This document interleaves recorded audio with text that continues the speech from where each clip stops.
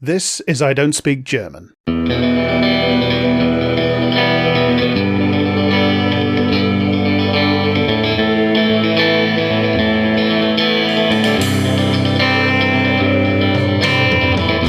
Jack Graham, he, him, and in this podcast I talk to my friend Daniel Harper, also he, him, who spent years tracking the far right in their safe spaces. In this show we talk about them and about the wider reactionary forces feeding them and feeding off them. Be warned, this is difficult subject matter. Content warnings always apply.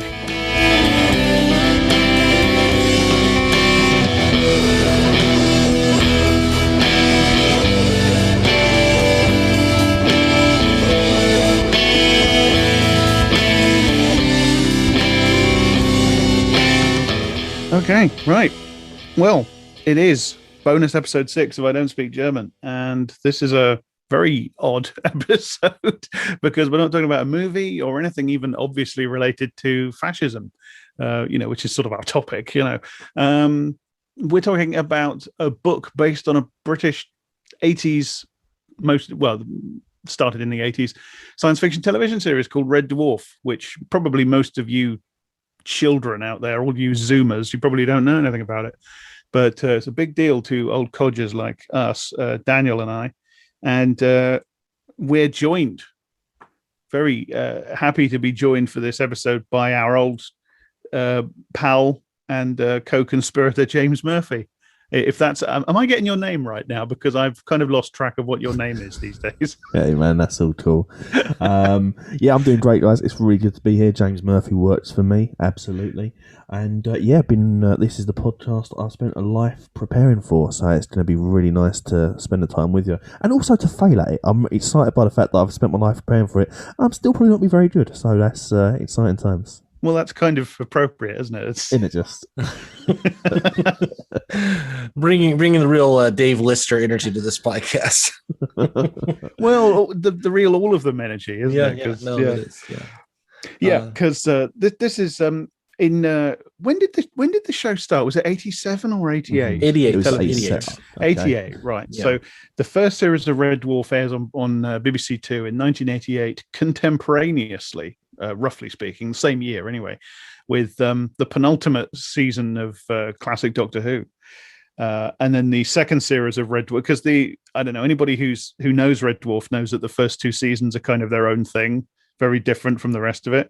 And I don't know, I think I'm speaking for all of us when I say that they're the best two seasons. No, 100%. They are the most watchable seasons. I think throughout the rest of the run, the sci-fi concepts remained fairly intelligent, the storytelling grew less coherent, and the jokes just continued to start growing flat. So you'd lose the characters, I think, after Series 2. And there is a downgrade in quality between 1 and 2 as well, I would say. But as much as I like it up to Series 6, I think it's fair to say that 1 is a golden character piece and Series 2 is actually very good, but if you actually want a sci-fi comedy, then that's where you're going to be, is Series 1 and 2 in my opinion. I think there are certainly episodes that I really love that are past Series 1 and 2, but I think really the core of the show is in those first 2 years, and I would argue that the show effectively ends after Series 6. Like there's really nothing after that interests me much at all, frankly. So, and I think the series finale of Series 6 is is the true ending of the show. I think it's the narrative high point in a weird way. We're not really even going to talk much about the show. I mean, I guess we should probably give the premise.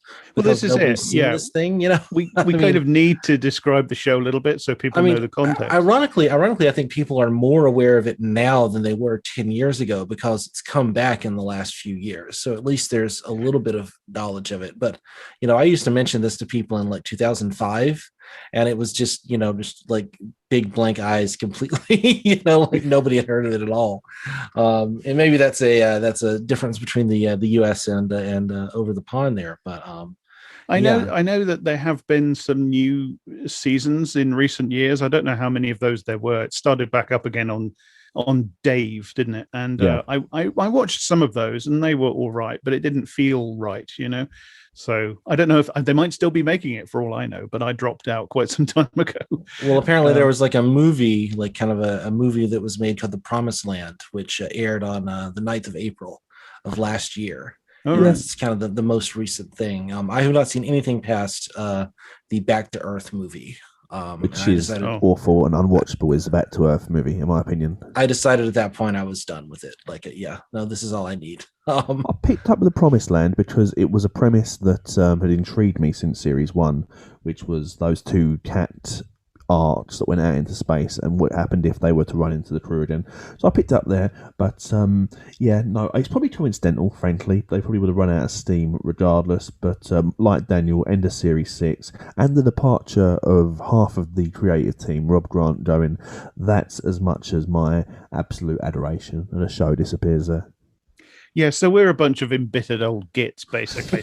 But to attempt to continue setting the scene, in '88 it starts up. It's a television science fiction comedy series, basically a sitcom in space, which runs for 2 years on a very low budget, and then has a kind of a revamp in its third year, and continues to run for, I think it's 4 more years through the 90s, and then disappears for a bit and comes back a bit and disappears for a bit and comes back a bit. It's one of those things. It's one of those cash cows that people just can't leave alone, and it's turned the original cast into like these guys that just keep on coming back because it's an easy paycheck, etc. But those first couple of years, which, as I say, it's a science fiction comedy series starting in the late 80s, they are gold, and they spawned a series of novels. The two writers of the series, Rob Grant and Doug Naylor, turned their success, and I think that the first novel is published in '89, isn't it? The first novel, I looked this up just in preparation for this podcast, that the first novel seems to have been kind of simultaneously released along with the first episode of Series 3, at least if the Wikipedia dates can be believed. Yeah, so that's '89. And the first novel is a massive success. That Rob Grant and Doug Naylor write it under the pseudonym Grant Naylor, and there's a follow-up novel, Better Than Life, which is in many respects, I think, like part 2 of the same book. I think you could and probably should read those 2 books as like one big book. And then things kind of go a bit squiggly, as they tend to do with Red Dwarf, because you have a few years go by and Rob Grant and Doug Naylor kind of stop being employed by the BBC and set up their own production company, I think. And then they have a big falling out and they go their separate ways, and they both write the third installment in the trilogy separately. So we end up with 2 competing part 3s, so to speak. But that's the scene set, I think. And what we're going to talk about this episode is, I think, mostly the first book, isn't it? Yeah, correct. Definitely. Yeah. So this was your idea, Daniel. Why did you want to talk about this? Well, I think, the premise of the novel, the premise of the series is that, we're in a couple of centuries in the future. I believe the book starts in the year 2180. One of the things that, as you kind of dive into Red Dwarf lore, is that it's wildly inconsistent, even internally inconsistent, all over the place. And so any like factual piece of data is contradicted by some other factual piece of data somewhere one else of its in the great canon. beauties is that it's never even tried to have any sort of coherent canon or continuity. Even in the book, as I was rereading the book over the weekend, there are parts that contradict other parts of the book. So it's a lovely experience once you kind of go through and start rereading it and going like, hey, wait a minute, that doesn't match up with the thing I read 100 pages ago. But it does feel like the book was kind of written piecemeal and then kind of constructed. I don't know. We can talk about that maybe. But I discovered, so the premise is we start in the year 2180 and this kind of like with this guy, Dave Lister, who is our protagonist in the series and in the book, who is a working class schlub. He is on the mining moon of Ganymede. Is it Ganymede that he starts? Mimas. It's Mimas. All right, excuse me. Yeah. I forgot exactly which moon of Jupiter he was standing on. But no, that's Saturn. Sorry, I'm completely... Mimas is I'm shocked and horrified that you forgot that it's Mimas. It's funny that when I was a kid, I knew all this by heart, So but he's kind of a working class schlub. He's he is a drunk, and he is trying to desperately to get off the moon Mimas and go back to Earth. And in the process, he signs up for a 4-year JAG on a mining ship, which he thinks will just kind of deposit him back on Earth, and he can just, go AWOL and be fine. And then discovers, oh no, I'm going to spend 5 years here at least. And he has a bunkmate, his kind of superior technician, because he is the lowest of the low on the ship. And his bunkmate, Arnold Rimmer, who has really fashy tendencies. I think that's even better indicated in the series than it is in the books, which I think was an interesting thing that I kind of rediscovered rereading Infinity Welcomes Careful Drivers. But these two do not get along in the slightest. And through some mishaps, Lister gets a cat on one of the moons on planet Leave, inoculates it, and then kind of lets it loose, takes a photo of himself with the cat, and then refuses to give over the cat to the captain for testing so that they can quarantine the cat and make sure that there are no diseases spreading amongst the crew. As punishment for this, he goes into what's called stasis. Stasis is essentially a time lock that, you no longer age at all. It's not like cryogenic freezing. It's just like this kind of quantum technology that just freezes time. During the time that he's in stasis, a giant nuclear explosion, a cadmium leak occurs in the ship, kills everyone on board, and the ship's computer sends them out into deep, deep space, and then awakens Dave Lister 3 million years later. And then brings back, supposedly, anyway.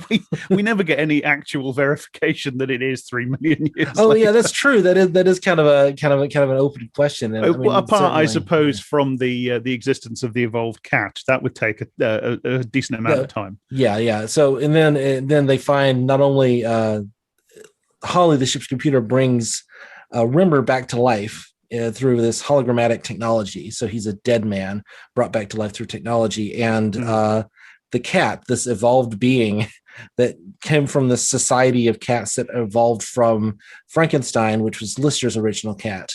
God, that's a hugely convoluted premise for a 30-minute TV show, right? And it's funny, isn't it, that the first episode of the TV show basically crams all that into 30 minutes. Right. It complete with sort of quite a lot of pre-accident stuff on board the ship, and loads of jokes, and basically, it turns it into a storyline. The premise of the novel kind of gets past setting up the premise of the television show, I suppose, 2/3 of the way in, or maybe half the way in, whereas the TV show just tells you in half an hour.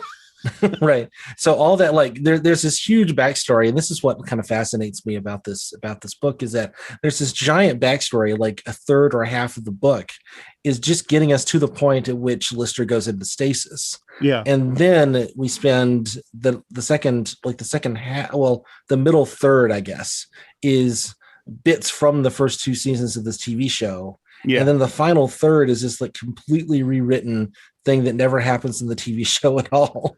And this kind of coming back to a fake version of Earth, as we will possibly get to. So the book really kind of takes a lot of, like, the core of the book is this kind of middle third, which is literally just kind of rearranging bits from, comedy bits from the TV series, but it doesn't even really match closely with the actual kind of sequence of events in the show. No. But that first third is almost all by implication. Like, you'd never get any of that in the actual TV show, except, bits of dialogue here and there. But, like, it does feel like this book was written in some way to kind of demonstrate the depth of the world and the depth of the backstory that these guys had actually created for the TV show. And I discovered the book long before I ever discovered any of the stuff, any of the other ancillary stuff. Like I found the book, I think I found it on a, on a like a paperback rack in a grocery store when I was, 10 or 11 years old, somewhere in that range. And so we're talking 1991. And I didn't discover the TV show until a couple of years later. Like there's a reference to there being a Red Dwarf TV show. And I had, pre-Google, pre any like internet search, there's just no way to find these things. And only because I had a friend who saw me carrying the book around. I was like, oh yeah, that's a good TV show. And I'm like, oh, there's a TV show.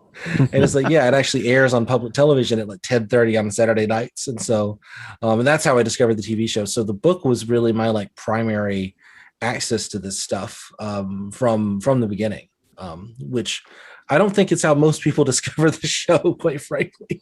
No, but it might be a superior journey through it, to be honest with you, because in many ways the book improves upon the sequence of events, of the amount of thinking that goes into it. You mentioned there are internal continuity errors, much like the Bible, but there's also a lot of stuff that's been more carefully thought out. I've certainly thought to myself that this is the definitive way to experience Red Dwarf. So in some ways I almost envy you coming to this first and then getting to the TV series as a kind of reverse adaptation.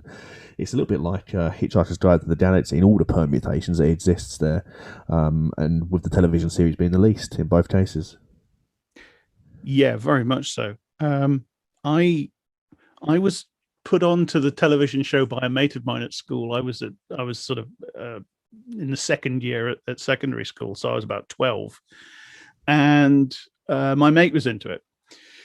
My mate Simon, and he said, "Oh, watch Red Dwarf." So I watched it, and I just instantly loved it because, of course, I did. I was a 12-year-old boy in the late 80s. Already of a sci-fi sort of bent of mind. I was already a Doctor Who fan, Hitchhiker's Guide fan, so of course I loved it. It was just love at first sight. But I kind of really, the weird thing is, I kind of really only got into it sort of halfway through the second series. So I have very vivid memories of watching like Stasis Leak and Queeg, and that would have been first broadcast as well. Right, yeah. And then thinking, oh, I need to start recording this, And the first one I recorded was the last episode of Series 2, Parallel Universe. Yeah. Which has a claim to be one of the greatest episodes, I would say. But I remember this very clearly. I was in a train station. I was getting on a train to go and visit relatives. And I just saw this book. I had no idea this book existed. No idea. Just on the rack in the train station shop. And it was just instantly, I must have that. Right. So I find it's $3.99 or something, ridiculous because it's 1989, and I buy it and I read it pretty much in its entirety on the train journey. And the weird thing is, I had a grounding in the television show because I'd been watching it. Nevertheless, loads of the stuff in the book that's based on stuff from the TV show was new to me because I hadn't really seen the first series at all. I'd seen the second half of Series 2. So of those 3 episodes, only bits of Parallel Universe end up in the book at all. Yeah. I don't think. Stasis Leak and Queeg don't appear in the book. Yeah, they're completely excised from at least the first 2 books. So. Yeah. It's not even much of Parallel Universe. So to me, it was just like reading. It was like reading the backstory that I didn't know to a setup that I did know.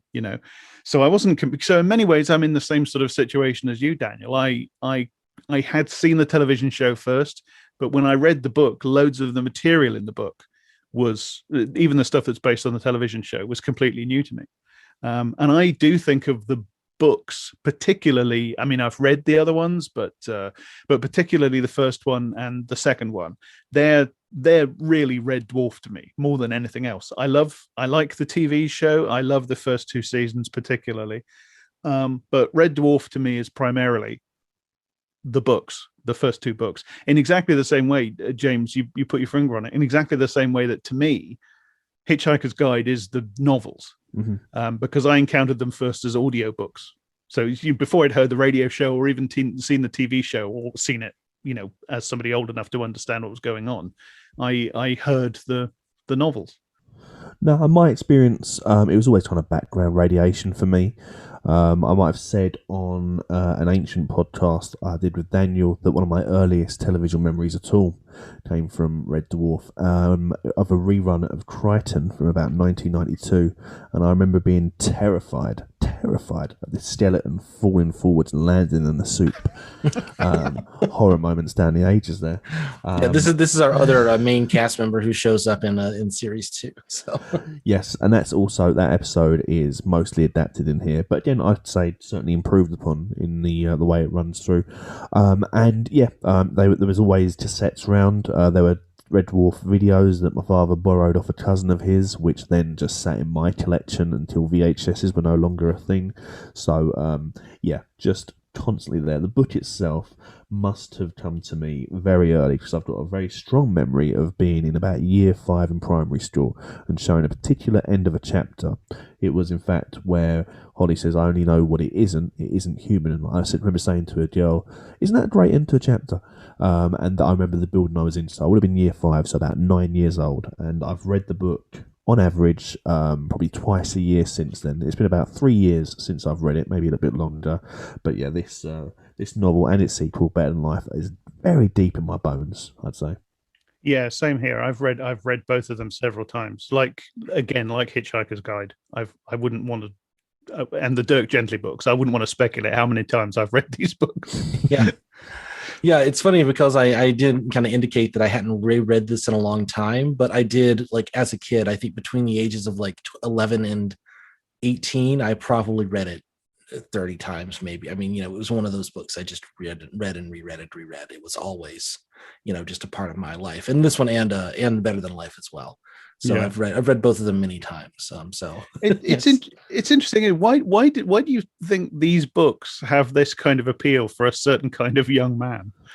I mean, they are very blokey for a start. There's no female main character apart from, well, I mean, she's not a main character, but Kachansky, the character of Kachansky, which is kind of Dave Lister's love interest, whereas she's just very much a background character who's in it briefly in the television show. She's fleshed out enormously in the book, but even so, she's still very much a background character. More of an ideal than anything else, isn't she? Yeah. And I mean, one of the things that struck me rereading these books for this is how intensely they're about immaturity. It's in both cases, isn't it? Because Rimmer is obviously the more immature of the two. Certainly their fantasies when they go into the computer role-playing game Better Than Life, which gives everyone exactly what they desire. The novel is very much on Lister's side of him needing less than Rimmer, him being less needy. But Lister is still an extremely immature character as well, but he's a very young man. I think he's supposed to be 25 at the start of the series, and I think they've de-aged him slightly here as well. I think he's 24 at this stage. Rimmer is 31, a couple of years senior on there, and he's definitely, as Daniel said, ground zero for an incel. And yeah, I think that being a young man, you'd be drawn to this sort of story. First of all, because it is funny, but also I think there's a certain lesson to be learnt from there, and it's not going to beat you around the head from it. But the book itself is also aware of Lister's immaturity. For example, in the Kachansky case, in the TV series, they didn't even date, and Lister built his entire Fiji-going dream around this woman who he had a crush on that he barely saw. In a novel, at least they dated, but then he's still 3 million years later thinking very hard about her. So I think that it strikes someone at that stage of life to come to this novel. I think it just keeps drawing you back into this universe, and it's also, despite the brotherly-esque bickering, it's an emotionally safe universe, which I think has definitely appealed to me as a young man. The fact that these guys were trapped together meant that they always had someone to rely on, even if they hated each other. Yeah, that's interesting. I mean, I think for me, the thing that drew me into it originally, and I think the thing that kept me coming back to it, I mean, strangely enough, is that it was the world that the series is set in, was these these ideas of like hologrammatic simulations of dead people, and this kind of solar system only spacefaring civilization, and sort of the various moons that are like colonized by various different the Spanish moon Mimas or whatever, and we have all these kinds of it's very strangely fleshed out for something that is ultimately like background material for a sitcom. There's a ton of stuff just kind of tucked into the corners of this book. I mean, one of my favorites that I kind of found was obviously when I was reading it at like 11 years old, I was less aware of the niceties of alcohol than I am today. But I always kind of assumed that the drunken character of Peterson was drinking some kind of lager, some kind of Budweiser or something. And if you read the text, he's actually he's drinking Japanese whiskey, which is named, hold on, let me pull it up. I've got the book open here. I think the whiskey's in cans as well that he's drinking from, which is a nice touch. Glen Fujiyama. Glen Fujiyama is the name of and Peterson at one point, I mean, it is described as in cans. I mean, it is like these very kind of like, it's this very like crack it and chug it kind of phenomenon, where at one point Peterson is shown to be carrying a 12-pack of this, which he then can't bring on ship with him. So he drinks all 12 in quick succession, giving Lister a sip a can. Which, it's not really indicated how big these cans are supposed to be, but like if he's drinking pure whiskey, like that is beyond a prodigious amount of alcohol consumption. Let's just put it that way. Certainly, I thought that they were probably the size of your standard lager can. I don't think they were, your soft drinks cans. That's the feeling I took away from the writing there. Right. It's weird, isn't it? Because reading this as a kid, with because as I say, I joined the series halfway through season 2, so I hadn't seen any of the episodes with Peterson in. So my mental image of Peterson is sort of as this gigantic, orange bearded Viking sort of character in a singlet or something, a bit like that guy from Game of Thrones, And then when you finally get to see the TV version. It's just what's his name? It's Mark Williams. It's Mark Williams. It's the Weasley's dad. This is one of the great generational divides. When you see Mark Williams, do you think, oh, it's Mr. Weasley, or do you think, oh, it's Olaf Peterson, or do you think, oh, it's the Fast Show guy? Only the really old people think of him primarily as Peterson. Happy to be numbered amongst them. Yeah. Yeah. No, I did rewatch the first couple of episodes with my wife, and Peterson shows up and she's just like, oh, it's because like he looks so young in comparison to God, they all do though, don't they? They do. Craig Charles is such a baby in that first season. God. But and like these are such like, it's funny, can you imagine being like a poet, which is what Craig Charles was in 1988, who like went out for this role, and then to still be doing this 30 years later, like more than 30 years later, he's still playing the same character. And it must be even more strange for Chris Berry, who plays Rimmer, because like he was a known actor at the time. Like he was an accomplished, person on stage and television. Now he's, this is his legacy. Like this is what he's known for. I mean, I don't know. Maybe it's different over there, but I literally don't know of I couldn't name another role that he's been in. Sadly, I can. Yeah, I think Jack and I are on the same track here. There was a TV series, a sitcom on the BBC about a leisure centre, and it was called The British Empire. Yeah. And unfortunately, Chris Berry, who's a fantastic performer, I was watching him in the first series, and I'd always taken for granted his poise and the way he holds himself, and just how good he is, because Craig Charles is Lister. He's perfect at it, but he's still a young, sort of untested actor. And there's moments, particularly in his reacting, where on this occasion I didn't quite believe in him. But Barry is amazing, and he's a true performer. I mean, it says something that he beat out Alfred Molina for the role when they were auditioning. Can you imagine that Rimmer played by Alfred Molina? Does that mean Chris Berry gets to play Doc Ock down the line? Because Yeah, it would have been nice seeing him tussle with Tobey Maguire, definitely. But I was actually imagining a version of Prick Up Your Ears where Chris Barry plays Kenneth Halliwell. He could probably manage it. But yeah, by the way, Daniel, he's terrible in the British Empire. He plays him as a complete caricature. He's kind of like Norman Wisdom meets Frank Spencer, is the way he portrays it. In fact, no, those are two bad references to give to an American. I have no idea what you're talking about, but I was just going to smile and nod. Thank you. So, No, I could kind of always see what he was going for with the British Empire, but no, it was just bad. And the British Empire was inexplicably popular as well, wasn't it? It was really, people really liked it, and it was just appalling. It was atrocious. But there is, as you were saying, Daniel, there's a lot of attention paid to what is really just you get to the point halfway through I think it's about 250-page novel where they've finally gotten around to setting up the premise of the show, which is these four guys stuck together on a spaceship. Because that's, as with all sitcoms, the premise is always people that don't like each other who are nevertheless trapped together. That's always the premise of a sitcom. Right. And Red Dwarf just basically moves that into space. It moves the Odd Couple and Steptoe and Son, etc., into outer space.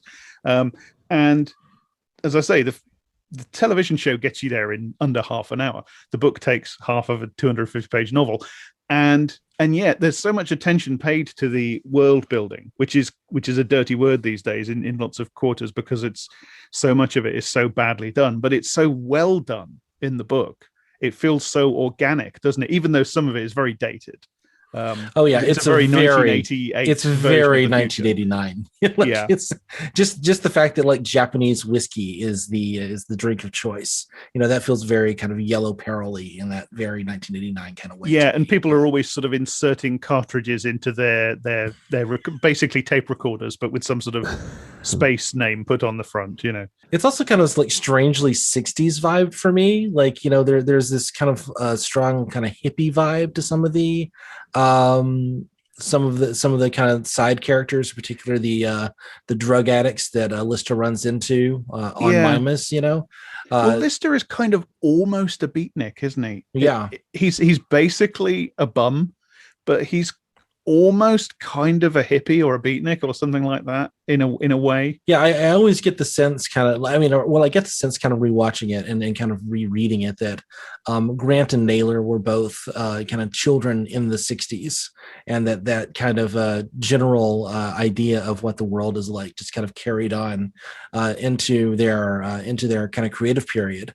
That a lot of the stuff in Red Dwarf is just kind of like it's more than that same kind of thing. The Simpsons has a similar kind of phenomenon in which it premieres around the same time. True. And Matt Groening was absolutely influenced by his sort of like hippie parents and his growing up in Portland, Oregon. For listeners of this podcast, Matt Groening also literally attended the Evergreen State College. So, oh wow, worlds colliding, right? But we're not here to talk about the Simpsons, but that too has a strongly, there's a lot of like 60s-ness, especially that first few years, and then that because the show carries on for so long, you're just kind of trapped in this kind of eternal, like it's just kind of built into the premises of the world. And I think that Red Dwarf kind of has that same kind of phenomenon, and that the tunes that are on the radio are like doo-wop tunes. It feels very kind of like 60s and 70s in terms of like the kinds of music that people are listening to, and like they're going to discotheques and this sort of thing. It doesn't feel like something that's like of the 80s, but of course this is like a 200 years in the future kind of time period, and so it feels very it's just out of time. It's just kind of fundamentally asking us to accept a lot of different premises at once, and I think that always kind of got to me as a kid, as something that, I think as a kid, certainly I was just very accepting of, well, this is the world we're given. This is what science fiction does, just kind of go with the premise. And only now do I kind of look at that and go like, yeah, there's some really weird stuff just kind of built into just the fundamental building blocks of the series and the novels. No, definitely. I think the thing as well is that the 60s was at its brightest culturally within the 80s. Everyone turned up in the 70s and the 80s, and they were expecting to get off with guys who looked like Peter Fonda and girls who looked like Julie Christie, and they were let down with their bottle of cider in their hands. I think that Naylor and Grant and Graydon were all of that same generation, and it started, 1970. You missed out in the 60s. It's a real shame. And that generation has sold that myth to about 5 successive generations by this stage. But that's all throughout the book. And there is that underlying, but it also does have a very appealing, scuzzy 80s-ness that you don't get in something like a period piece like Stranger Things. Certainly the discotheque feels like a bad 80s discotheque that you might have attended with a works do. It feels like something that people would have played bingo at in a working class town that have just been abandoned by the government, and all this is happening within a 6-mile long spaceship slowly drifting from mining job to mining job. So I think there is that contemporariness to it as well that I think makes it a period piece of its own time, while of course being in the future. Yeah, it is very. I absolutely agree with that. It is very much of its moment, and I think that's very heightened in the novel, which kind of it makes it clear that the entire solar system is now sort of corporate owned and corporate dominated, doesn't it? It's a very 80s dystopia. It's very RoboCop, Total Recall, sort of what if Reaganism and Thatcherism, but out 200 years into the future, sort of thing. I mean, another thing is that it's very working class, and it's about class conflict, because Rimmer's very middle class and Lister's very working class. But I mean, in terms of his actual economic position, Rimmer's working class because he can't achieve anything better than technician 3rd grade or whatever it is, and they're the lowest of the low on the ship, etc., etc. So it is kind of set up for young, particularly men who are immature, so they can kind of identify with the immaturity of the main characters. It does kind of reflect being a kid or a teenager, doesn't it? You certainly before the accident, the ship is regimented. You're in a bunk bed even, mm-hmm. and you have to get up and at a certain time and do as you're told, and you have the weekend off or the evenings off or whatever. It's like it reflects that feeling of being a young working class man in this very regimented 80s world that's kind of post hippie and post hope and everything. So it's probably why a lot of young men and sort of teenage boys and so on found it so resonant, both as TV and a book. And then I think what happens then after the accident is that it kind of becomes one of those post-apocalyptic fantasies of autonomy. Because I've always thought one of the things that's appealing about apocalypses in fiction is that they, of course, notionally they're terrible because everybody else is gone. But the other thing about it is that, oh great, everybody else is gone. I don't have to go to work or stroke school. So Lister's situation is, on the surface level, it's terrible. He's the last human being alive. He's alone. He's lonely. He's lost all his friends, etc., etc. But to a teenage boy, it's kind of great. I don't have to go do anything. I'm not accountable to anybody. I can just hang around and do what I like all day. I can just sit and watch TV and eat junk food, and nobody can tell me no, except for Rimmer. And of course, Rimmer, what his response is to try to exert his will and sort of the rules and the regulations of the Jupiter Mining Corporation. And we're going to sit and take inventory every Tuesday night or whatever. And Lister does not respond well to that kind of pressure. Yeah, Rimmer is, in his own way. He's. I've always thought this about Rimmer, which is that if he but knew it, Rimmer is just as much. He is of that group. Peterson, Chen, Selby, Lester. He is one of them. He just doesn't know it. He's a fart around and a scuzzball. He's one of those immature guys that's destined to never get anywhere in life. He's one of them, and I feel this like. He's one of us. I feel like one of those kind of still today at 40, nearly 45. I still feel like that 13-year-old that related to that very deeply. And I always, to be honest, as awful as he is in many ways, my heart just goes out to Rimmer over and over again throughout the book, because I just want to sort of reach in and slap him and say, just Just fucking relax, Rimmer. Well, and this is one of the accept who you are. One of the sequences in the book. I mean, one of the things that you learn is, that he couldn't let he has three brothers who are all like top of their field in astronavigation, and they're in the military or whatever, testing fighter planes, a fighter spaceship or whatever. And Rimmer was not able to get into the academy, and so he decides to join as a technician so that he can then work his way up the ranks. So he has to pass this astronavigation exam. He's inspired by the life story of Lord Nelson. Right. So he has to work his way up the ranks, and the only thing that he has to show for it, like, he's 31 in the book, and he has 12 years of service. So he's literally been, from the time he was 18 years old, he's been cleaning the nozzles in chicken soup vending machines. And he's taken the exam, I think, 12 times. So he's taken it once per year for the entire time that he's been, and he's never gotten anything above, what is it, 9 for fail, 2 for X, and 1 something else, or I forget. Unclassified. Unclassified, right? Where he got his hands on real methamphetamines and wrote "I am a fish" on every page. I think is the line. But the book does this almost unbearably cruel and at the same time empathic and poignant thing where it tells you all about how beautiful his revision timetables are, and how when he was at school, it's one of my favorite things in the book. It's fantastic. When he was at school, before it became necessary to actually know anything about the subject, he was always top of his class in geography because his maps were so beautiful. He would draw the maps beautifully. So obviously this guy is supposed to be an illustrator or a graphic designer or something like that. But he's never been able to accept who he really is. And I love this about the books. Whereas Rimmer in the television series is, especially from series 3 onwards, he's just kind of the butt of cruel jokes endlessly. And he's never given room to breathe because it's just in the nature of television that everybody has to show up each week and be the same, particularly in a sitcom. There's no real room for character growth. They can kind of pretend and gesture towards it here and there, but they can't really do it because by the next episode, they need to all be there and have the same personalities so that the jokes will work. And the TV show gets into this rut where it just basically tells the same jokes about these same characters over and over and over again. The great thing about the books is that they do allow the characters to develop and change and mature somewhat.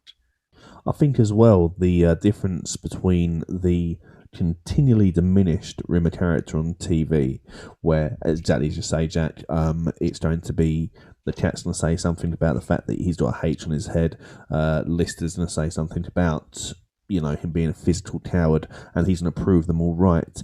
In the book, you've got a 3-dimensional, completely understandable human being, and there's elements of bravery to him. He tackles a large astro on the Z shift that he's in charge of, probably out of hubris, but out the idea that he thinks that he can handle that. But that's something that Series 5 Rimmer from the TV show would certainly never do. And one of my favourite lines out of the book as well, it made me laugh out loud, is when he's messed up his revision timetable. He was finally doing it sensibly. You get the sense that he's got enough brains that if he did just get out of the way of himself, he could probably pass this exam. But in this the exam does not strike me as like incredibly difficult, honestly. No, but in this case, probably learned what you needed. Well, I mean, look, I refuse to believe that all these people on the ship are experts on quantum theory and stuff like that. They've just learned how to regurgitate the proper answers, haven't they? Well, you only need a 40% on the exam to pass. That's it's one of those things that's kind of buried in there that again, you don't necessarily think about too hard until you start to think about it, and then this is not supposed to be a difficult exam. In this case, he's undone by what they call in the book the new Rimmerian character, where he puts September in twice, and it's a fantastic part because he's done everything else right so far. It's just this one thing where he's got the month of the exam wrong. He decides to cheat, and then he more or less writes all over himself, He's this close to succeeding. The novel again and again will get Rimmer this close to success, and as you say, Jack, and then you'll just cruelly strip it away from him. Like he almost physically survives the radiation leak in the novel. He's just through his own superstition and his own cheating decided to comb his hair, because there's a great thing in the book completely absent from the series where Rimmer has been saving up little parts of his life, and that helps explain his lack of a social life on the decks. It helps explain that's fantastic, and it's clearly put in there to just make it that much crueler when he is killed. His human body is killed there, and that's just happening again and again throughout the novel. Is these touches that enrich the story. I love, one of the things I love about the book also is that it changes it so that the accident that wipes out the crew isn't his fault. In the TV show, it's actually Rimmer fucking up work on the drive plate that causes the accident that kills everybody. Which is it's good for a joke on TV, but if you put it in the book, it would just make the character unsustainable, because he'd either have to be just paralyzed with guilt, in which case you can't do anything with him except that, or not paralyzed with guilt, in which case this guy is just an irredeemable monster. Mm-hmm. So they take it out completely, and it gives it doesn't really matter so much in the TV show because he's so obviously a comedy character. You know, there's a laughter track apart from anything else. But in the book, it really allows the character to breathe. It stops him being just this cosmic. And I know they kind of retcon that in the TV show, but in the book, he's a human, and the books are cruel to him, no doubt, for comedic purposes. And as I keep saying, the guy is a dick. I mean, he's an absolute asshole. There's no question about that. But you're allowed nonetheless to feel some pity, some empathy for him. There is, as you say, there's a human being in there, and they're just things about the books that it just feels a bit more kind, a bit more empathic, a bit more human in many ways. Like the cat in the books, he never turns into like this walking insult dispenser that he turns into in the TV series. And even when he's angry or irritated with Rimmer, he calls him buddy, things like that. And there's the wonderful version of the gazpacho soup confession scene, which is in the television series, in the book. And you get this just little touches here and there, like when Rimmer does, which on TV is a gag played for laughs with a laughter track. He sort of, Lister asks him, what are those medals for? And he points and he says, 3 years long service, 6 years long service, and the book specifically says Lister didn't smile, and it allows you to feel an actual human connection developing between these guys. Yeah, in the same scene in the book as well, there's a moment where Rimmer says something. It's before it gets to the revelation that he sends the gazpacho soup back for heating. And Rimmer says something about him embarrassing himself slightly, and Lister says something along the lines of, "Oh, well, that should happen to anyone. Shouldn't be worrying about that, mate." As he's getting towards the big punchline of it. And the punchline is still there, but underlying that, there is the fact that Lister has deleted the other Rimmer, the second Rimmer, and there's a fantastic. I mean, that's one of my favorite things in the book, the rendering of the two Rimmers stuff, which again is adapted from the TV show. Rimmer brings back another hologram of himself in his absolute narcissism. He thinks, oh, the perfect companion, and they move in together. And of course, because narcissism is a coping mechanism for intense feelings of self-loathing and inadequacy, they fucking hate each other. And there's this wonderful bit, which isn't on telly, where the second Rimmer says to the first Rimmer, "You've changed. Lister has changed you." And yeah, he has. The first Rimmer isn't as venomous, he isn't as cruel, he isn't as spiteful as the Rimmer that's just been resurrected, because the second Rimmer is sort of straight from the personality disc that was recorded 9 years ago or whatever it is, whereas the second Rimmer, the first Rimmer rather, is the one that's been living with Lister for several years, both as a real person and as a hologram. So yeah, and Rimmer isn't aware of it, but he has actually changed. He's softened. He's become a better person as a result of hanging out with this guy who is kind of his exact opposite. Well, and in the TV series, you get that sequence, the Me Too sequence gets or episode is I mean, all the stuff you said is there, but a lot of the core of it is just watching the two Rimmers yell at each other in amusing ways. It's just a way of heaping abuse on Rimmer both ways, and exploring Chris Berry's performance, obviously. But in the book, you get a real internality. There's a sense. At one point, the two Rimmers are sitting across from one another in their. I can't remember if it's in the bunk or if it's in there, like in the eating area or whatever. And they're each observing annoying things that the other Rimmer is doing. Yeah. And like the new Rimmer is sitting under like the nice glow light and the nice table and everything. And and both of them are seething at how annoying they find the other one's behavior, and getting to see, it's almost like a parody of like, of the writing exercise of, have your character self-examine by seeing themselves in a mirror or something like that. And it doesn't come across that way. It comes across as like this really like the fact that it's pitched at this comedic level, and the fact that it's in this sort of sci-fi concept gives it a certain verisimilitude that I think really works in the moment. Yeah, and I think it's genuinely psychologically acute as well in its observations about narcissistic personality disorder. And that's there in the television episode, because the basis of the television episode is, Rimmer loves himself so much that the only person he really wants to be a bunkmate with is another version of himself, but they don't get on because fundamentally Rimmer doesn't really like himself. The narcissism is a coping mechanism.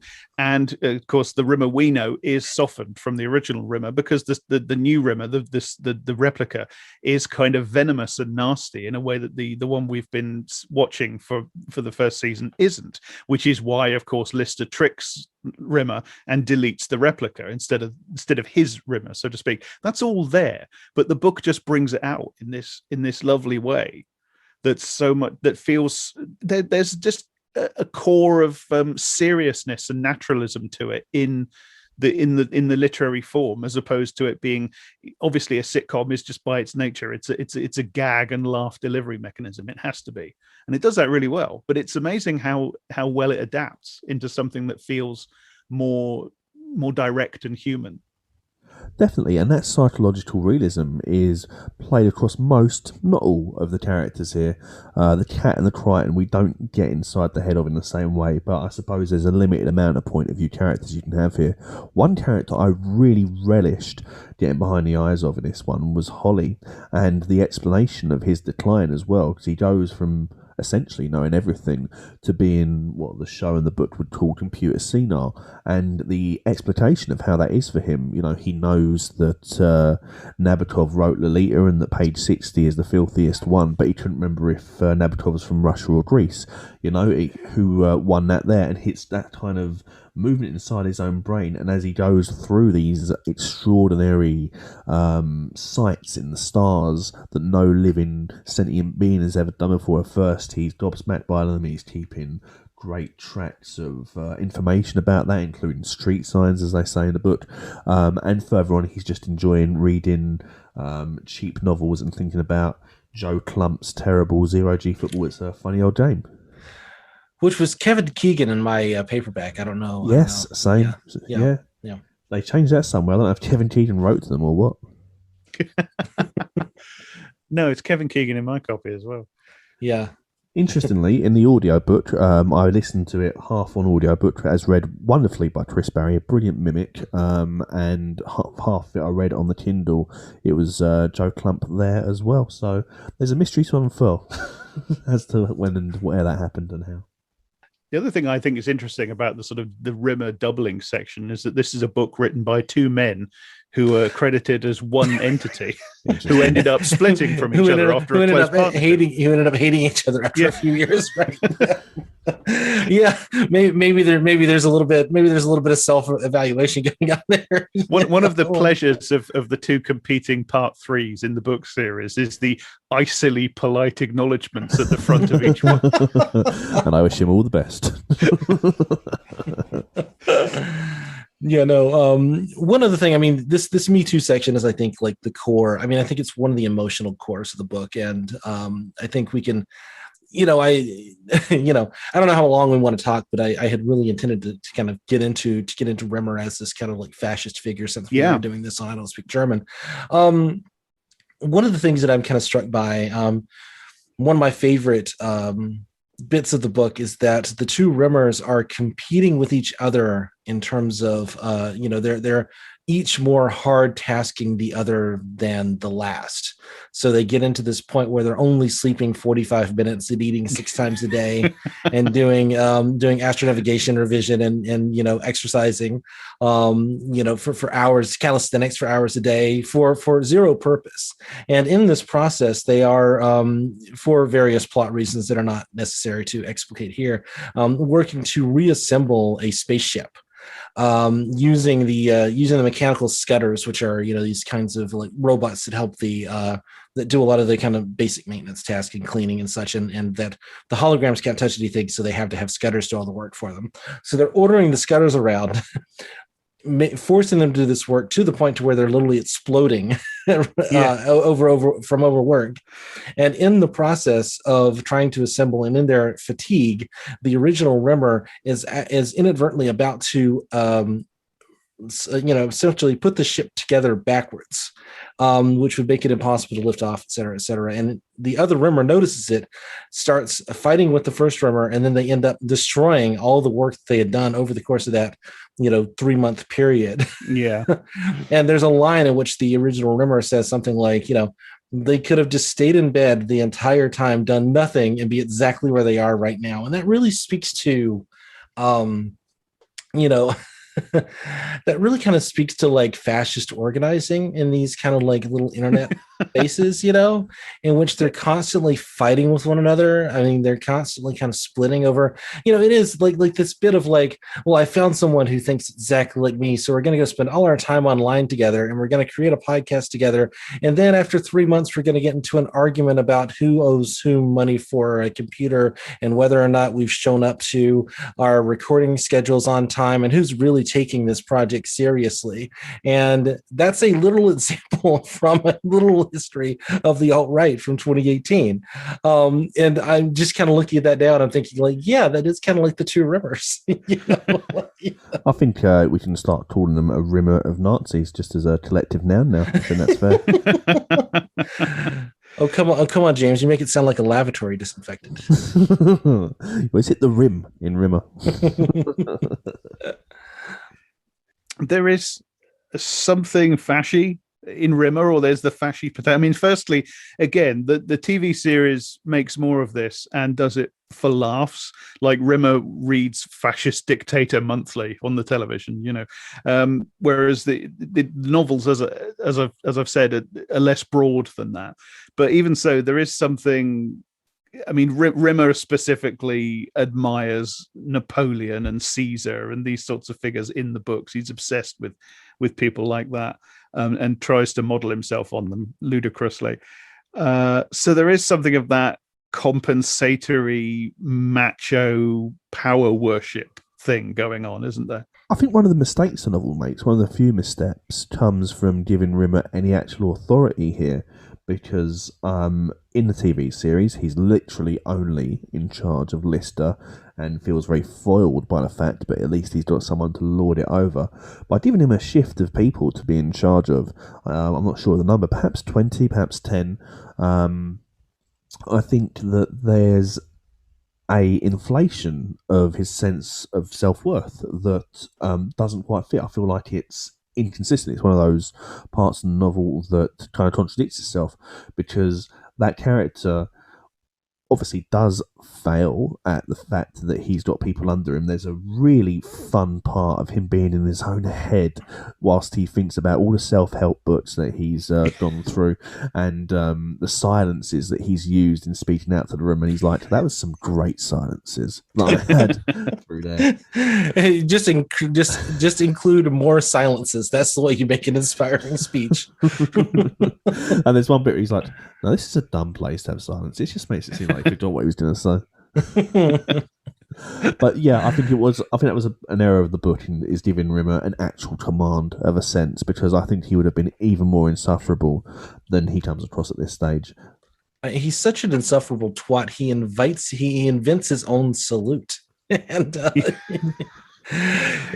I could never picture this salute, no matter how many times I read it in the book, until I saw the TV series and went, oh, that's what that's supposed to look like. I mean, in the book, it's described, I imagined, literally like the arms rotating around the cuff of the shoulder, like helicopter blades or something. Like, it was that ridiculous in my head. No, it's just this kind of like vague, this kind of weird wrist movement where you circle 5 times and then do a salute. And apparently the double rimmer, you do it with both arms simultaneously. It is kind of a horizontal Nazi salute, to be honest with you, with the arm outstretched from the front. Yeah, that struck me rereading the book this time. The description of it starts by saying the arm comes out at a right angle from the body with the hand held out straight. I think that's just a Nazi salute. I mean, I guess Spaceballs are right around this time, but the President Stroob, the Spaceball salute, is kind of this similar kind of movement where they do the fascist salute and then they just do something funky with their hand. It's something in the air. Yeah, definitely. But yeah, I think one of the things is kind of again psychologically and politically acute about the novel is the way it links that authoritarian personality, because Rimmer undoubtedly has an authoritarian personality, with just this deep-seated inadequacy.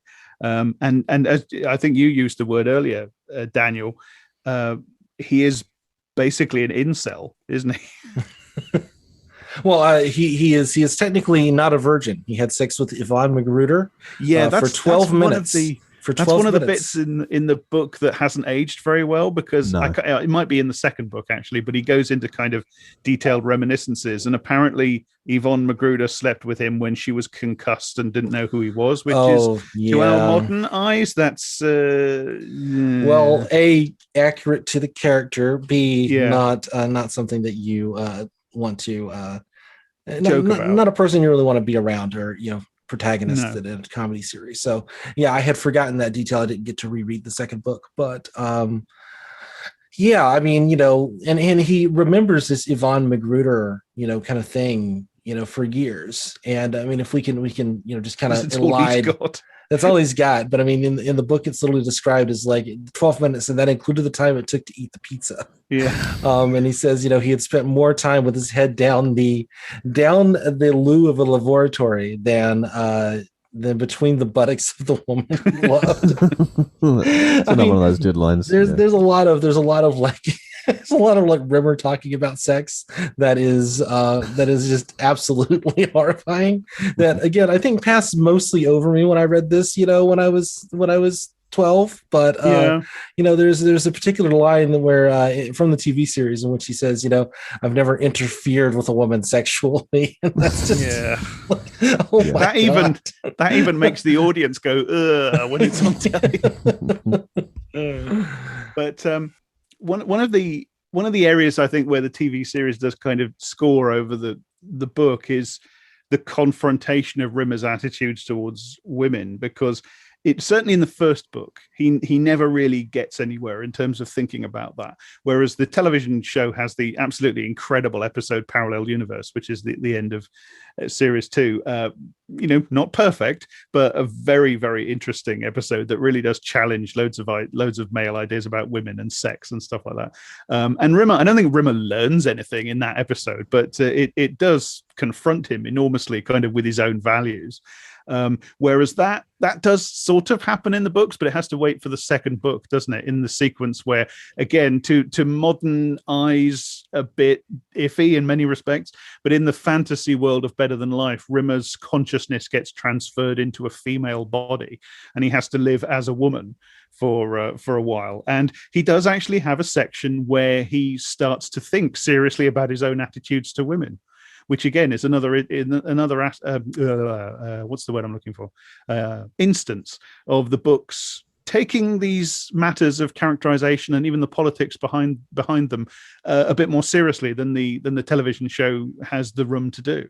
Yeah, I mean, Rimmer's fantasy particularly in this book, is that he wants to be Donald Trump. That's the world. Exactly. That's where he wants to be. Yeah. Once you, yeah, no, it was very, and also very 1989 that, in that time, Donald Trump was the cartoon vision of what a fascist would believe he would want out of his life. And in reality, that was also what happened. Yeah, in reality, it was the fascist that was the cartoon version of what Donald Trump thought he wanted from his life. Yeah. But I think the Better Than Life sequence is one of my favourites. I mean, throughout it, again and again, my favourite parts here are ones that are unique to the novel. I love the setting up of the characters. I love the deeper backstory. Lister on Mimas is fantastic to see him like a free-range Lister sleeping in the luggage locker, and the lovely detail of when he gets to bed for the first time, he has to get back into the same shape he would have been in the locker. I think that's great. And that's also got some of, I think, the best writing. For example, this is in a state of me forever now that I've stumbled across it again. Humankind had emptied its home planet like an enema, then turned its rapacious appetite to the rest of the solar system. Fantastic stuff. And the Better Than Life stuff is, I think, some of the just absolute tip-top science fiction fantasy writing I've seen, to go through and explore these men's psyches. Grimmer himself says that he feels that he's laid bare, he's embarrassed as Lister walks around his wants and dreams. It's a great way to get to the characters, and then you get to the cats fantasy, which is wonderful. It's just an id writ large, and this is a creature who's evolved from a cat, and one of the great lines again from the book is, you just shot all the smecking dogs. I love there's a line in which Rimmer is calling out the cat, who has like literally a moat of milk surrounding a giant golden castle where he's got busty Valkyries waiting on his hand and foot. Rimmer is saying something like, does any of this seem at all realistic to you? And then there's a line where it says, Lister thought of the Rimmer buildings, New York, Paris, Tokyo, and decided to say nothing, or words to that effect. Yeah. But then you get the wonderful comic payoff where the cat just kind of says, yeah. And Rimmer says, well, where did all this stuff come from? And the cat says, well, I thought people just gave it to me because I have such a great ass. Yeah. And there's also this bit where after Lister has kind of picked up Rimmer, and they're on the flight to Denmark where they're going to meet up with the cat, and they each have this kind of like internal reverie in which they consider the other's fantasy to be the more mature one, because Rimmer is saying like he didn't need all this great wealth and the 19-year-old Brazilian actress who's cheating on him. Wife. He didn't need all those things. He just needed his old flame and $14.50 in the till, because Lister has lived in the world of Bedford Falls for It's a Wonderful Life, which is Lister's favorite movie in the book. I think that is part of the series as well, but it's much less overt. I mean, it's very much stated in the novel, and it becomes kind of a plot point at several points that It's a Wonderful Life is his favorite movie. Which is a telling. It ends up in the TV show, but I think it ends up in the TV show via the books later on, doesn't it? I think he's watching it at one point, and I can't remember. Well, there is a bit, I think, in series 1 where he's watching kind of what's meant to be a sentimental slushy movie or something like that. Right. It is part of his character that he watches romantic, sentimental rubbish on telly. Right. But then Lister sees Rimmer, and he's like, man, if I'd known I was in the fucking video game, I would have played with the Beatles. I would have dated Ida Lupino. And then suddenly you get this, a stewardess comes by and she looks just like Ida Lupino. And it's like, hi, mind if I come along? And he's like, no, I can't get another relationship with someone who might not exist. Life would just get too complicated. Oh my God. And then the bit, again, I keep on going to the second book, but I do kind of consider them two parts of one long story. The bit in the second book where Rimmer realizes, firstly, that his fantasy wife in the video game world is actually his brother's wife, and then he realizes that his new wife, the woman he's about to marry, is actually his mother. It's absolutely savage. I mean, yeah, Rimmer's sexual politics and psychology, a lot to be said there. And yeah, I mean, I think the far right would call him a cunt, wouldn't he? If that's his fantasy, if that's what he wants there, is it that he, on some level, enjoys that sexually, the idea of someone else touching his wife, or is it, as the book suggests, that he is just so incapable of enjoying his own happiness, he feels like he should be punished even in this paradise? Well, I think it's the insight that, and this is an insight that's fueled quite a lot of great works of literature. I think, not least Richard III, which, as everybody knows, is a text I'm obsessed with. Narcissism is fundamentally based on self-hating, self-loathing, deep-seated feelings of inadequacy, and Rimmer fantasized this just gigantic narcissistic fantasy of Rimmer's, that he owns this massive international conglomerate and he's a billionaire and he's got Rimmer buildings everywhere and the Space Corps do the Rimmer salute and etc., etc., etc. And he's got like these teenage girls that follow him everywhere, throwing their knickers at him. It's this massive narcissistic fantasy, but it's a coping mechanism for the fact that fundamentally this guy fucking hates himself. He hates who he is. He thinks he's a worthless failure. One of my favorite details is that even in this fantasy world, he is the world's third richest man, specifically, not the first or second. And when Lister asks him, what, you're the richest man in the world now, and he says, I'm third, and a way to go before I get to second. It's just again, one of those little ancillary details that just seems to fill in so much of so much of the kind of psychology there. But that scene on the plane where they're each sort of evaluating each other's fantasies and thinking the other one is more mature, that's interesting, because Lister's is obviously the far more likable fantasy, but it is still incredibly immature, isn't it? He fantasizes about going to live in a small town that's basically out of this old movie and live this incredibly folksy, because It's a Wonderful Life is lovely, but it's an incredibly conservative, sentimentalized vision. Mm-hmm. Yeah. Well, and it's not even, I want to be the hero who's, like saving the banks and, fighting Mr. Potter. It's, I want to go live in the small town where it's always Christmas Eve and live with, this girl that I dated for a month that one time 3 million years ago. It's much,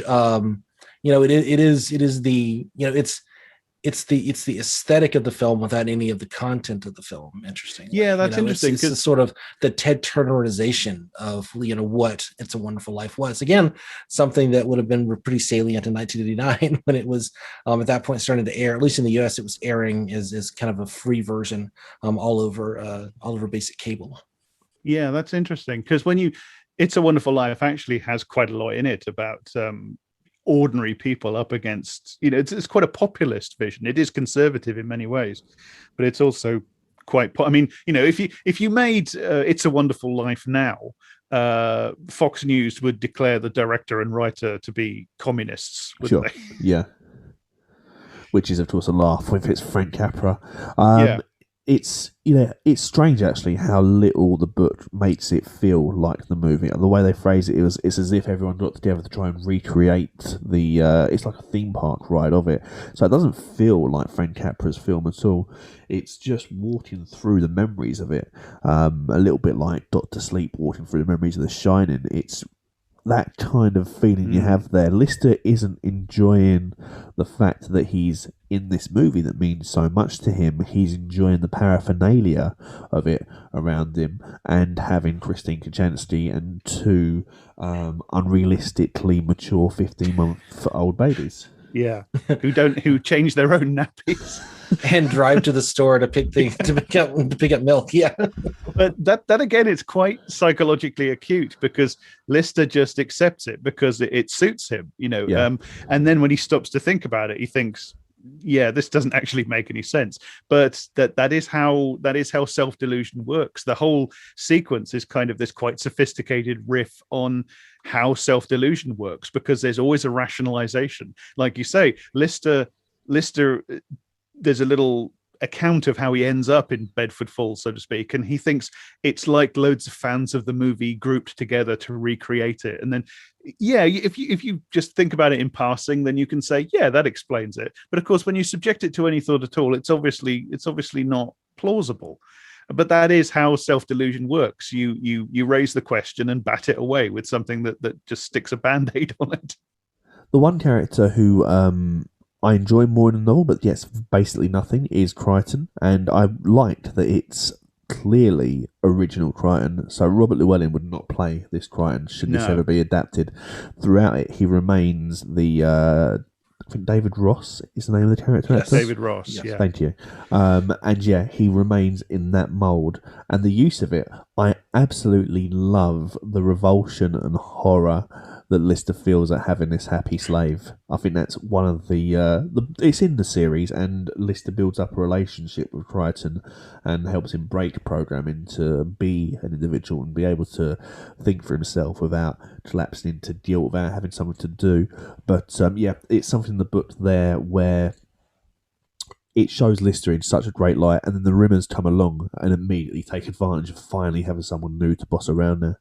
Yeah, but again, it's downplayed a little from the television series. Rimmer isn't quite as nasty to Crichton in the book, because the book is, again, the TV show has the mission of giving you a gag every 3 lines, and eliciting a chuckle, whereas the book has this room to breathe with characterization. But yeah, I mean, original Crichton is my favorite by far. I mean, nothing against Robert Llewellyn, but he sort of comes in and he kind of warps the character with this Herman Munster impression that he decides to do for some reason and stuff like that. And yeah, I much prefer original Crichton, who just seems so much more vulnerable. And yeah, reading the books, you visualize original Crichton, you hear original Crichton when he speaks. Mm-hmm. Was there any other notes anybody wanted to hit? Yeah, no, I feel the only thing I was just kind of thinking idly about is this, this is kind of like fetishization of the atmosphere of Bedford Falls, as opposed to the kind of the content of It's a Wonderful Life. And I was just struck by that in the moment of, like how much of, sort of internet nerd culture tends to kind of exist in that same phenomenon. And I'm sure, much more so in your country than mine, there are, Red Dwarf fans who seem to not understand the context of the of some of the stuff that's kind of being done politically within the books and within the TV series, who kind of embrace it for its surface level reading. But we see this all over the place with, Star Wars and Doctor Who and Star Trek. And, the fact that you have fascists who are fans of Star Trek is just kind of bizarre. But it's because they're like, no, actually the Klingons were right. Maybe we can talk about that in another episode at some point. But yeah, no, there's something there. It's like there's so much that's like packed into this book that is much more sophisticated than a novelization of a sci-fi sitcom should ever be.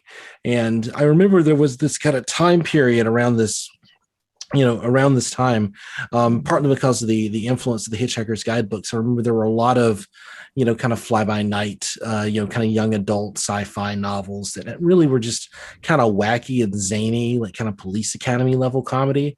And I think one of the things that this book does that really succeeds above all the other kind of books like that is the way that it does have this kind of deeper meaning always. There's something always beneath the surface. There's something interesting going on, character-wise, theme-wise, connection-wise. It's much, much more sophisticated than other works of its time period. And if this episode has been interesting at all to people who have not read it, you should. There is much more that we have not even touched upon. We could go through like every 5 pages and do an hour's worth of content talking about those 5 pages. This is a rich text. It really is. It's an excellent science fiction novel. It's it's much better than it has any reason to be, or any right to be, or any need to be honest. Because people would have bought a Red Dwarf book, whatever the quality. But I think this did incredibly well, and because it really is just a good piece of work in its own right. It does owe to Hitchhiker's Guide. Like, it has this thing where it will occasionally just sort of stop and do an info dump. You know, like Right. these guys are not the slightest bit worried about info dumps. It's time for an info dump. The authorial voice is going to tell you some stuff, and they don't try to work it in, or they just stop the story and give it, and it's fine because they and it does feel a bit like those sections of the Hitchhiker's novels that are adapted from the bits in the radio show where suddenly the guide would be talking to you. But it's really well done, and the authorial voice is so appealing. There is something Adams-esque about the tone. I don't think we can deny the influence. I'm sure they wouldn't try to, but it's got its own definite flavor. The flavor is both sort of at the same time a bit more serious, and slightly more malicious and wry. And I think really it's kind of ultimately, I think it comes down to a class difference, doesn't it? Because Douglas Adams is just from this middle class background, and Rob Grant and Doug Naylor are very much, you know, of working class origin, and in the sort of more traditional sense. So they just have this different outlook on life, this more sort of, you know, from the bottom up view, and it gives the novel, the authorial voice, this lovely tone. Yeah. Without disrespecting Adams in any sense at all, both the novels mean everything to me, the Hitchhiker's ones. There's that Dawkins-esque impatience with, as Dawkins would have called them, dundrages in the Hitchhiker's books, with the bureaucracy slowing a man down who just wants to enjoy the freedom that he's accustomed to. And that's where much of the tension and humour comes from in the Hitchhiker's. As opposed to the Red Dwarf book here, where we can see these characters scraping by, just trying to survive and flourish. And that's some of where the sense of relief comes that we've talked about after the catastrophe, where Lister's kind of just enjoying a post-scarcity existence there. He's just like, oh, I've got my place in the universe and I've got my mission. And in some ways, he's more comfortable with himself and more able to grow than he's ever been when there's been those systems around him. But you certainly wouldn't get a Dave Lister wandering around the universe in his dressing gown, you know. There's one aesthetic difference right there at the top. Yeah, his priority would never be, you know, getting a cup of tea. Yeah. Much as I have affection for Arthur Dent.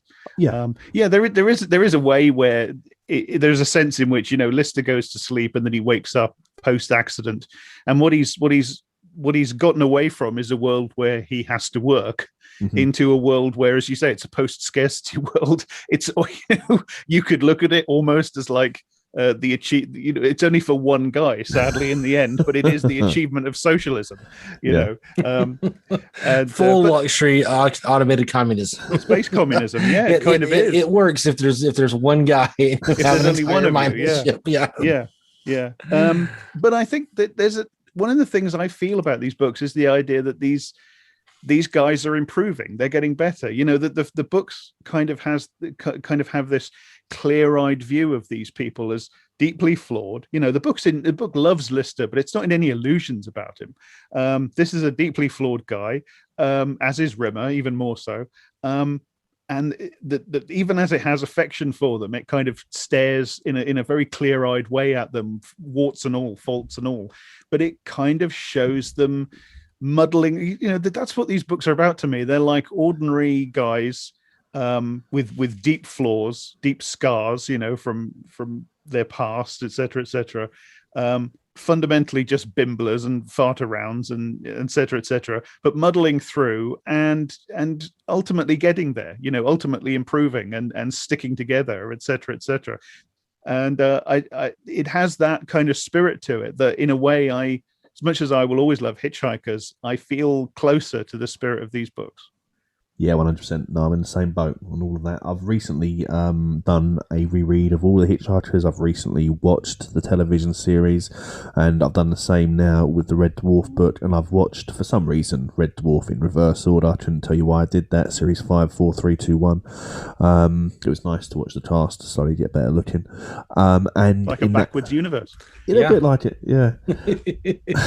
And there's just that much more humane. And even though these guys are trapped and the situation is hopeless, the view of Red Dwarf is that these people are capable of bettering themselves, and that's their success.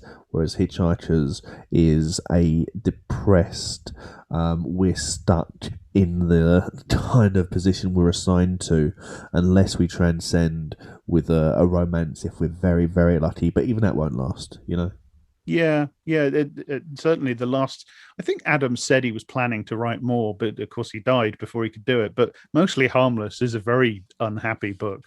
Mm-hmm. I kind of, as much as I like many bits of it, I kind of wish he'd left it with So Long and Thanks for All the Fish, which is very sweet in many respects, and probably the most mature of the Hitchhiker's books in many respects. But yeah, as I say, I just feel closer to the spirit of Red Dwarf. It just feels like a clearer-eyed and fundamentally more humane vision of people. I mean, I like at the end of the second book, I love the line about when they have Lister's funeral, and just that bit where Rimmer says, "Bye, man," to Lister before they send him off into space. And then he gets the cue from Holly that they can bring Lister back to life. And there's this wonderful line about, Rimmer laughing, and it's not his usual hollow bray. It's real laughter. It's just, it's quite moving to me. That idea of this guy who is deeply, deeply flawed. I mean, this is a horrible guy in many respects, certainly at the start, but just through basic friendship, that he's getting there. He's turning into a better person. It's a fundamentally optimistic vision, I think, which kind of, it's there in embryo in the TV series, but it can never quite breathe because of, as I say, the imperative to give you a laugh line every 3 lines, whereas the books let it out. Interestingly, in the later episodes, in the later series, when Rimmer does, embrace the Ace Rimmer character, and he does start to try to be the better person. What the series then has to do is to just reboot the character almost literally by resetting the entire universe, right? Mm-hmm. Which kind of tells you what you need to know about the kind of the structure of writing a sitcom like this. I will finish off with one more comment, and then I think we can wrap up. We can wrap up, yeah. This is going to be heresy, but I would love to see the Infinity Welcomes, Careful Drivers, and Better Than Life books to be adapted as a prestige Netflix miniseries of some kind. Oh yeah, I can imagine like the really kind of good looking version of this as something that could really be something very different than the existing sitcom.